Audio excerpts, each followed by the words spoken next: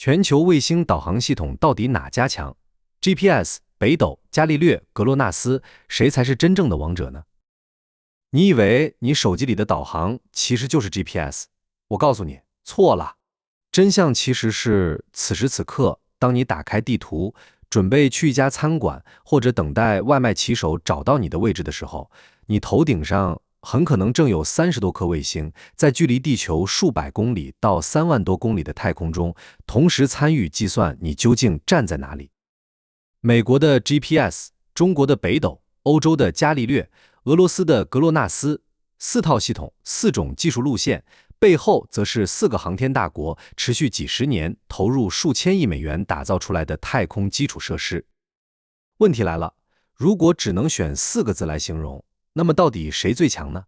今天我仅站在工程的角度，做一次尽可能客观详细的分析比较，你看看我说的有没道理。不过在开始比较之前，你得要先搞明白一个问题，卫星导航到底是什么？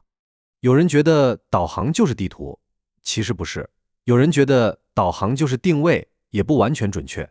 严格来说，卫星导航系统本质上是一套全球授时系统，它最核心的能力不是告诉你往哪儿走，而是告诉你现在几点。是不是有点奇怪？导航跟时间有什么关系？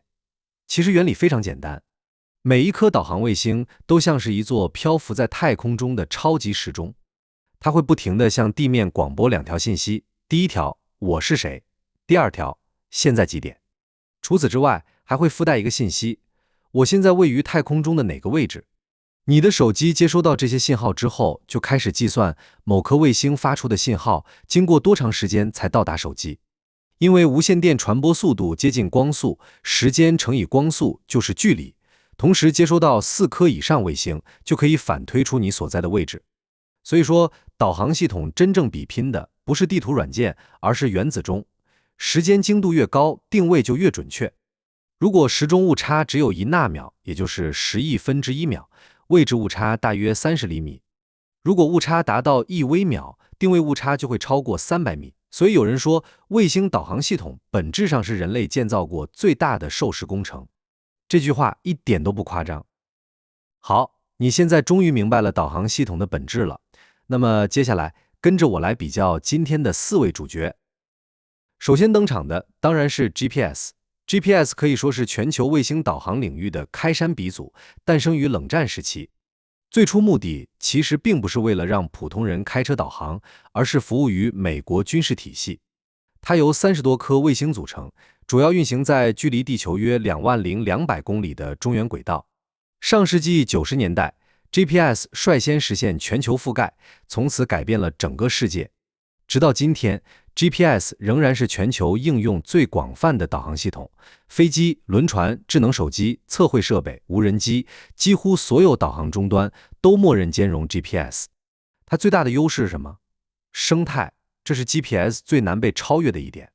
全球几十年积累下来的芯片、标准、软件和产业链，让 GPS 成为事实上的行业基准。但 GPS 也存在争议，因为控制权掌握在美国军方手中。很多老朋友可能听说过一个词 SA， 选择性可用政策。简单说，美国曾经故意降低民用 GPS 精度，让误差达到上百米，直到2000年，这项政策才正式取消。所以对于很多国家来说， GPS 很好用，但不能完全依赖。于是第2位选手登场了，北斗。北斗最大的特点不是精度，而是设计思路。GPS 采用的是单一中轨方案，北斗则选择了3轨混合布局，中原轨道、倾斜同步轨道、地球同步轨道。说白了， GPS 更像是一支围绕地球不断巡逻的卫星舰队，而北斗除了巡逻队之外，还专门安排了固定岗哨，有些卫星几乎长期停留在中国和亚太地区上空。这种布局带来的优势是什么呢？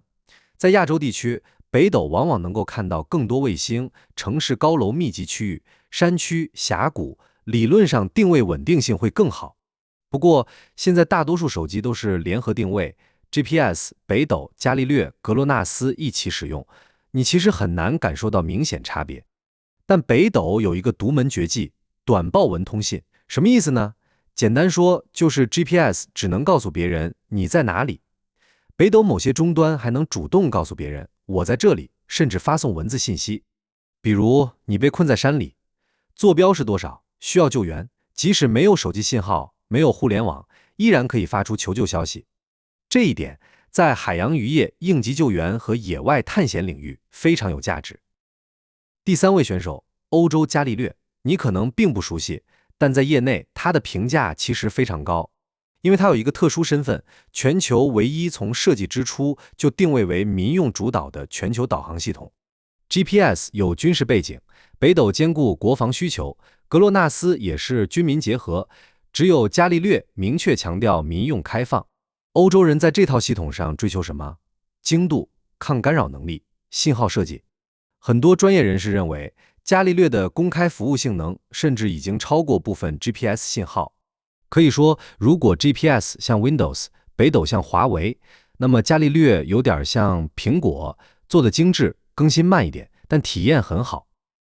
最后一位，俄罗斯格洛纳斯，他诞生于苏联时代，曾经一度和 GPS 并驾齐驱。它最大的优势其实是在高纬度地区、北极航道、西伯利亚极寒环境表现得非常稳定。不过，由于经济因素影响，近些年更新速度相对较慢，部分卫星老化问题开始显现。那么问题来了，到底谁最准？答案可能会让很多人失望，普通人基本感觉不出来。今天的大多数智能手机定位精度通常在3到5米。其实真正的误差来源很多时候不是卫星，而是高楼遮挡、电离层干扰、芯片算法。如果配合 RTK 增强技术，无论 GPS、北斗还是伽利略都可以进入厘米级时代。所以说，如果一定要做一个工程角度的客观评价，我个人觉得 GPS 生态第一，北斗功能第一，伽利略精度第一，格洛纳斯高纬度覆盖第一。没有绝对冠军，因为大家根本不是按照同一个考核标准设计出来的。不过，就在大家争论4大导航系统到底谁最准的时候，还有一个名字经常被提起，那就是星链。你可能会问，马斯克已经发射了几千颗卫星，数量比4大导航系统加起来还多几十倍，为什么不直接用星链导航？我告诉你，理论上可以，现实中还不行，因为星链的本质工作不是导航，而是互联网。它更像是把一座座 WiFi 基站搬到了太空，负责传输视频、语音、文件、数据流量，而不是广播标准导航信号。但话说回来，星链确实具备潜力，它飞得低，卫星数量庞大，城市峡谷、室内环境，未来可能成为导航增强网络，甚至辅助自动驾驶、无人机编队、机器人定位。最可能出现的未来不是星链取代 GPS， 而是5套系统共同工作。GPS、北斗、伽利略、格洛纳斯再加上星链，共同构成下一代全球时空基础设施。所以，你曾以为导航只是看地图，其实不是。当你刷短视频、手机支付、高铁调度、股票交易、电网同步，甚至无人机飞行的时候，卫星导航系统都在幕后默默工作。它们不是简单的路标，而是现代文明悬挂在太空中的钟摆。GPS 诞生于冷战，格洛纳斯守护极地，伽利略承载欧洲技术自主的理想，北斗则代表后来者追赶世界巅峰的努力。至于星链，他试图回答的也许是另一个问题：未来的人类文明究竟应该依赖国家建设的基础设施，还是由商业公司搭建覆盖地球甚至覆盖火星的超级网络？或许几十年后，当第一批火星居民打开导航软件的时候，他们看到的不再是 GPS， 也不是北斗，而是一张真正属于星际文明的导航网。